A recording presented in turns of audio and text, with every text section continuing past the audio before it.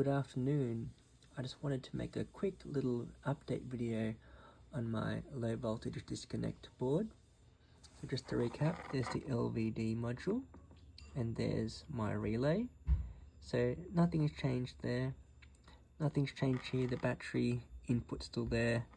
I just put a sticker there and my USB charger is still here.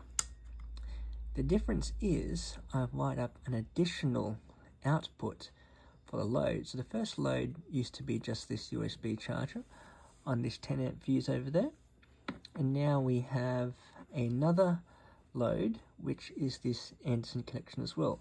So you can plug in another Anderson device that will be cut off and controlled by the LVD and relay here. So it just gives it a bit more flexibility, and I've also attached a watt meter here just to see how much I'm pulling from the battery.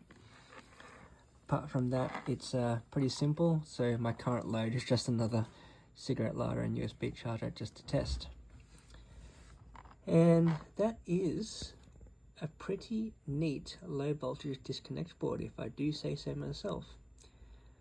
Please leave me a comment if you have any questions and thoughts about this contraption.